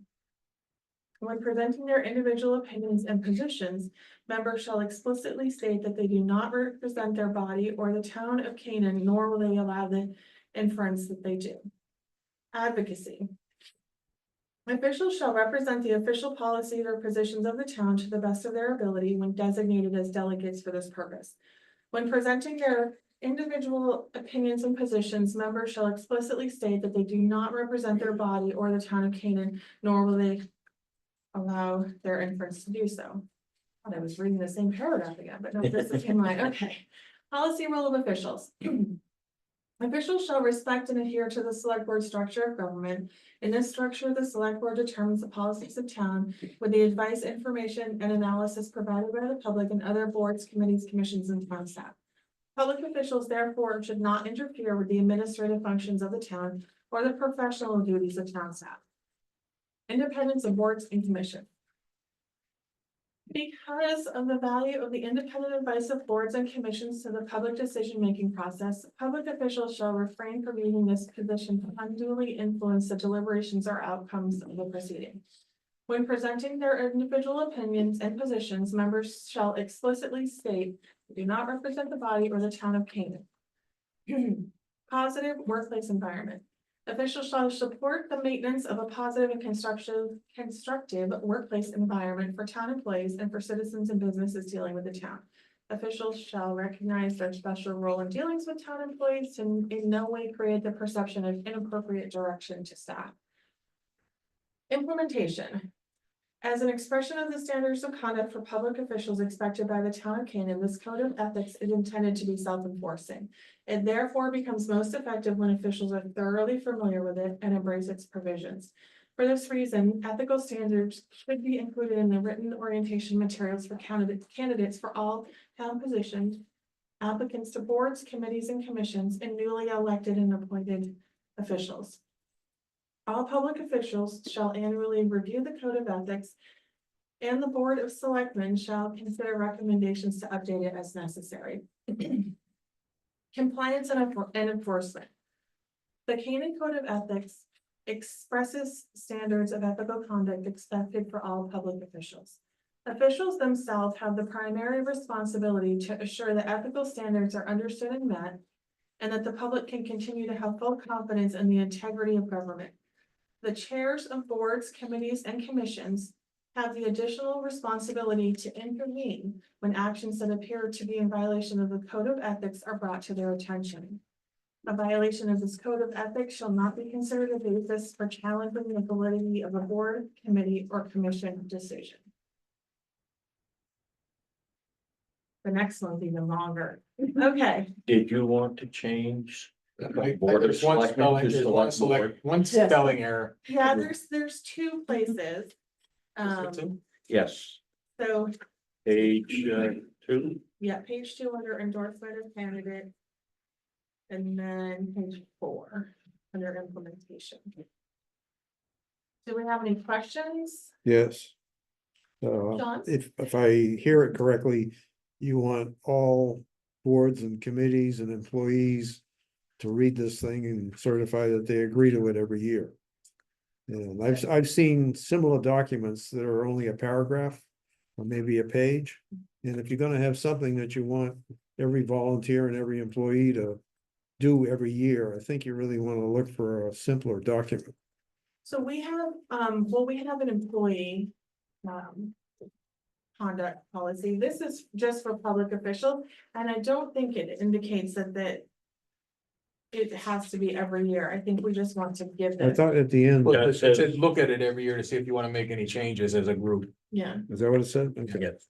We did have all of these reviewed by Sean, our attorney. I'm sure, but I was under the impression, I probably didn't hear it correctly, that you wanted every volunteer who's on a committee to actually certify every year that they're following the code. We're not asking anyone to certify, like Okay. I said, it was. I misheard it. self-enforcing. All Yeah. public officials shall annually review the code of ethics, and the Board of Selectmen shall consider recommendations to update as necessary. It's not about them Yeah. certifying that they're following it.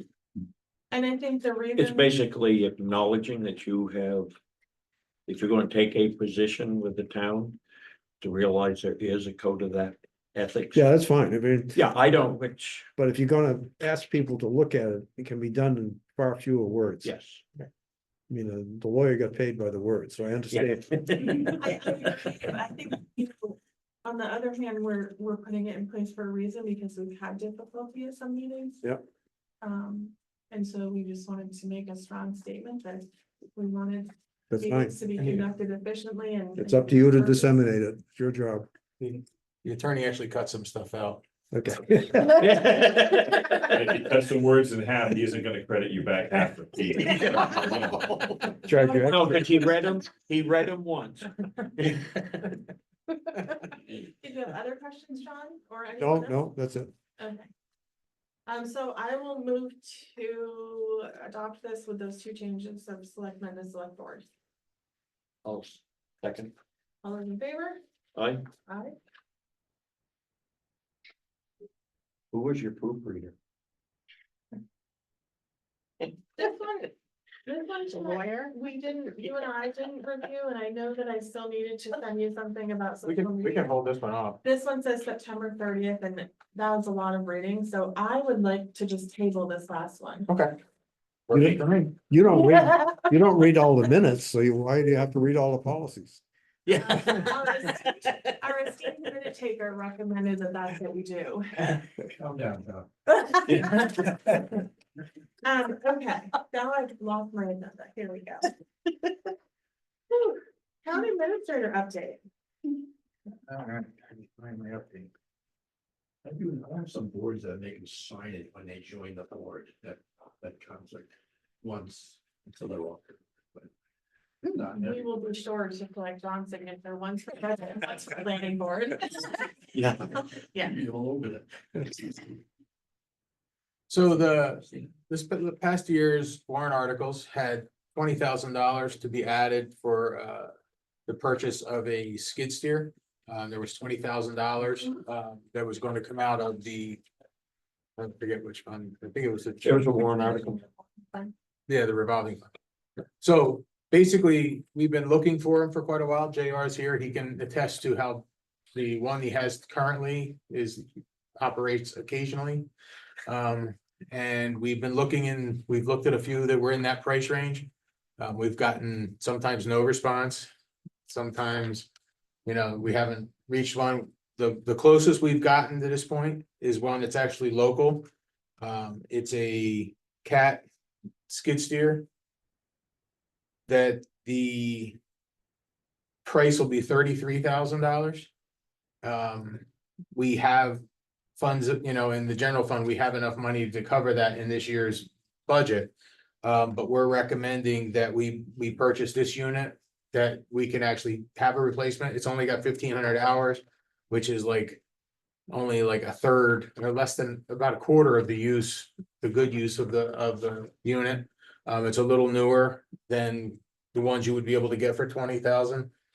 And given where we are with the level of equipment, we're suggesting we take this Yes, opportunity. Scott looked at that to see. Scott drove it yesterday. You checked it out? I have, Okay, and I'm not a Caterpillar skid steer fan, but as far as what it is, yes, it's as good a deal as we're going to find.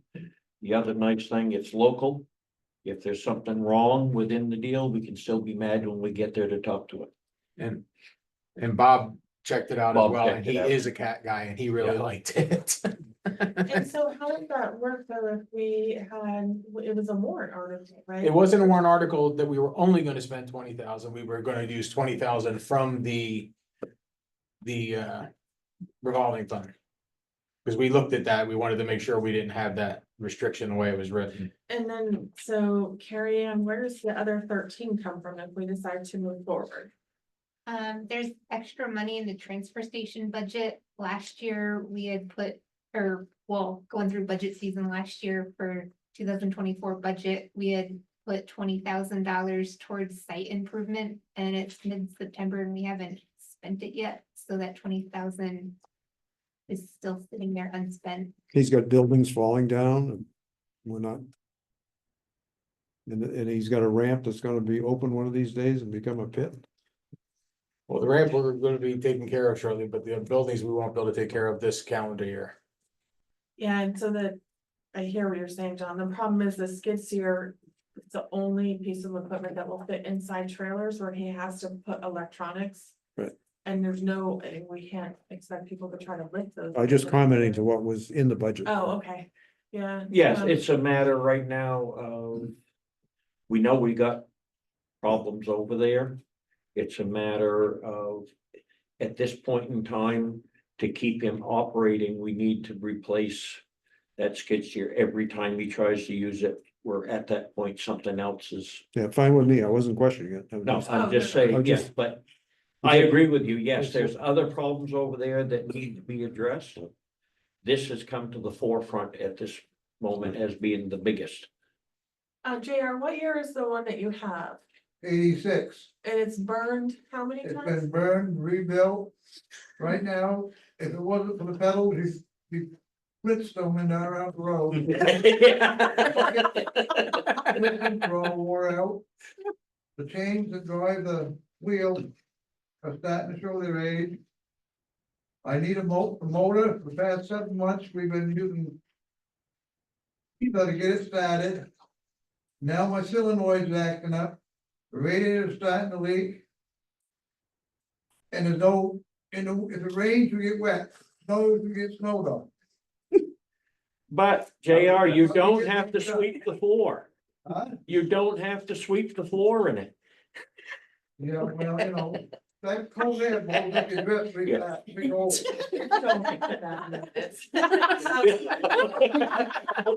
Damien? Because there is no floor left to sweep. A question around the original warrant article for funding of this. Big picture for those of us who don't know the equipment, what is a new one worth? That's reasonable. 95. Starts at 95,000. So you're looking at a used one for 33. Yes. Does anybody know why only 20,000 was, up to the original, what was it? Well, at Mary Ann- that time, Mary there's Ann quite was a few told that. available. You can ask Gary Ann how she was told that. Pre-COVID. No, but at that time, there's a lot of machines out there available for 20,000. Well, and that was also the only money that was in the CIP for Yeah. the skid steer. But there is also the fact that even used equipment right now has gone up a good 50% just this summer when you start looking at prices. And how old is this one? Was it 2015, I think, or 25? Steven. Let's hear your thoughts. Did they put the date down on that proposal? No, you didn't No. actually put it on there. What was the last question? Can we hear your thoughts? Well, I mean, we've kicked this can down the road for 2 years now. We've known it's been an issue and we held off a year ago. Last year, we voted to take the money out of the CIP to get it, and that's the money that was available. If it, it would have been nice to get one for 20,000, but if we can't, we can't. I know they've been looking and had, they've gone out and kicked tires and looked at, a half a dozen of them. And, this is where we're at, and I think we need to spend the money, so. And to Scott and John's point, I know we have other issues at the transfer station, but, we gotta take them as we can get them, and, we're halfway prepared for this anyway, so.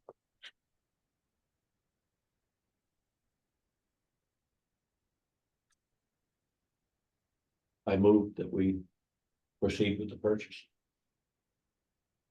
I will second it. All those in favor? I, Okay. Got you one thing, JR. Okay. Okay. You want me- Can I stop wearing You can my put the dress? umbrella away. you want me to give Joe a That's call and find out what progress. the year is? Okay. We call I that. don't need it for tonight, but we should just, Well, I was just thinking that somebody. We're gonna have to turn around a check pretty quick to get him to make sure he doesn't sell it to somebody else, so. I can stop it tomorrow morning. That work. Okay. Can I go get it tomorrow? That's what we're just talking about, is how we can get you to be able to do that. Go get Bob and get the trailer and Yeah. go get it. What's the- Trailer it, you're gonna drive it. That's local, so you'll be used to it. Does the other one have any like scrap metal value at all or anything? We can advertise it and see what happens. We got a few things like that we gotta put up, and we'll put it out there, and it's like, best offer, how about it? .gov or one of those. It's unbelievable. People are paying. Oh.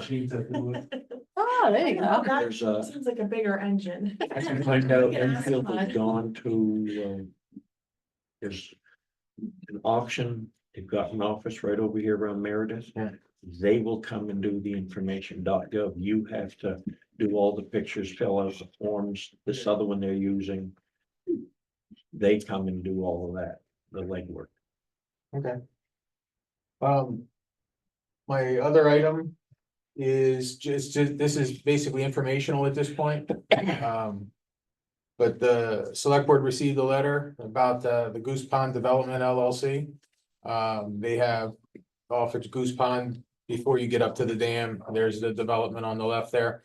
They had built 38 house lots, 14 still available. And they are looking to request that the town take over the road.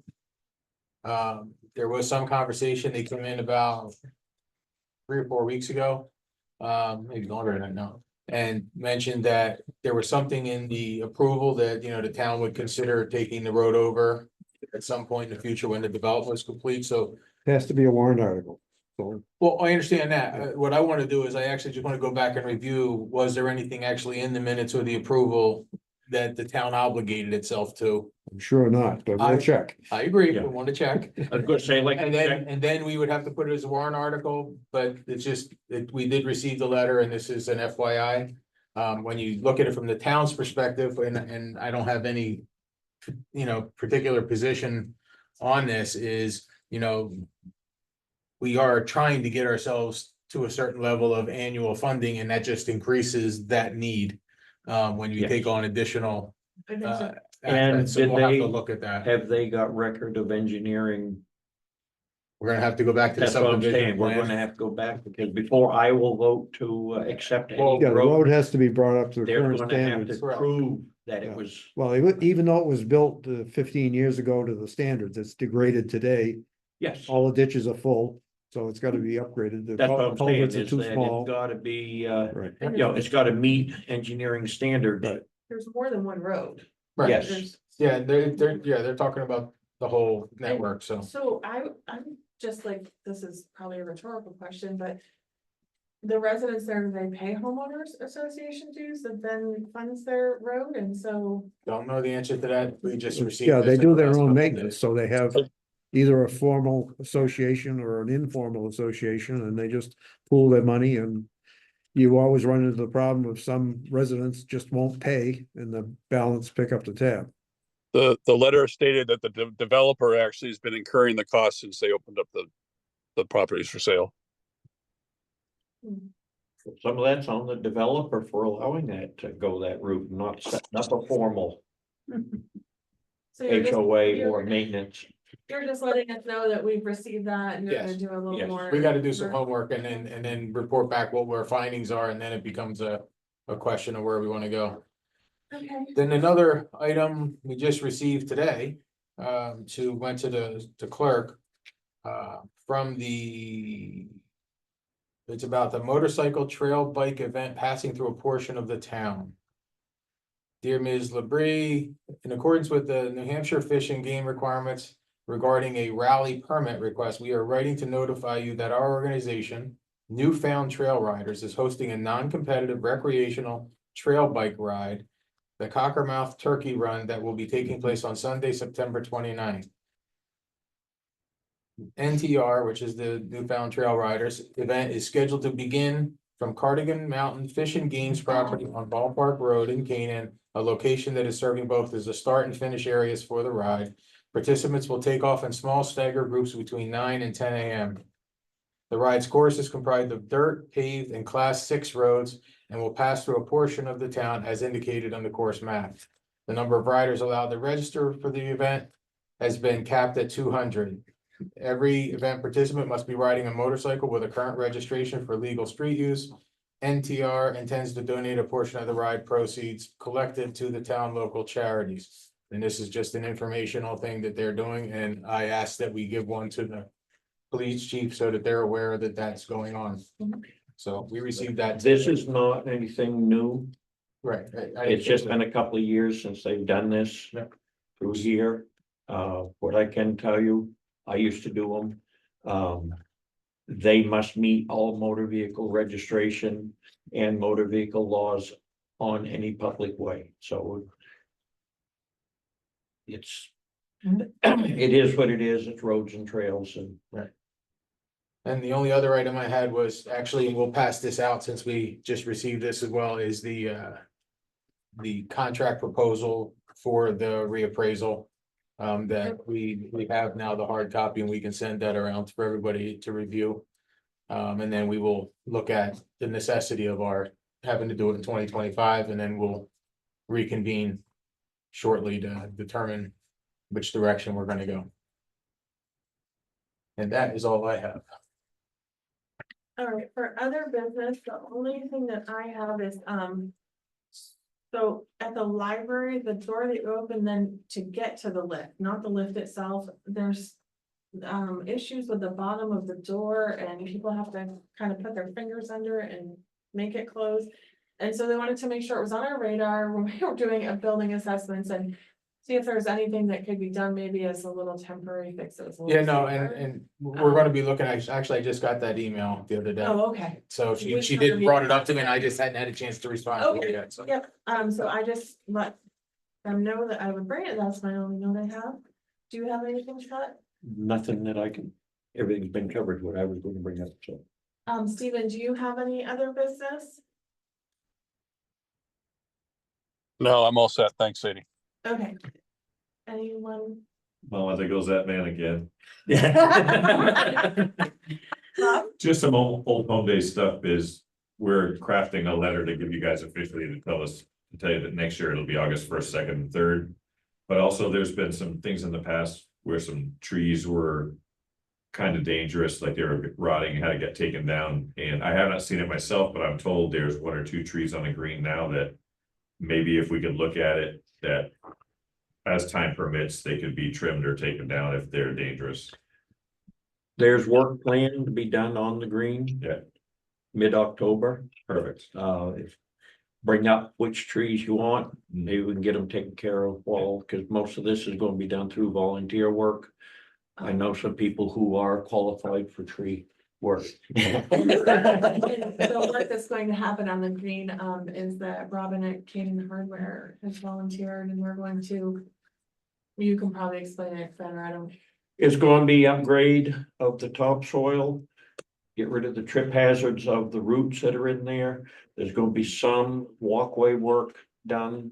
Cause this is being done through donations, so it's not gonna be 100%, but it is going to be upgraded to try to get away from the puddles for the vendors, for the farmers market, and reseeded. And we're not completely sure on the reseeding. I've been working on a deal to hydroseed it, so we don't have straw to be blown around and kicked around. And she came to us with this proposal, wasn't like. Yes, she, Robin. Yeah, Yes. she just was like, hey, I'm gonna do this for the town, so. that was- Perfect, thank you. Stephen was maybe saying something? Not intentionally. Okay, I'm in a car, so I apologize. okay. So do you have Scott's select board email? Maybe you could connect with him directly about, I will get it. okay, I think it's on our website now too. It should be on the website, but Yeah, wanna get out of those. he does little- know where I live. Okay. Does anyone have anything else? Do we need non-public? Yes. Need a 1-minute recess between meetings? Thank Yes. you, Dawn, for the reminder. Scott, Dawn would like to get your signature. on Yes, something. that is not a problem. It's, When it came through on my Is it? phone, I'll I explain this. figured I would be seeing you. No, Need to go into.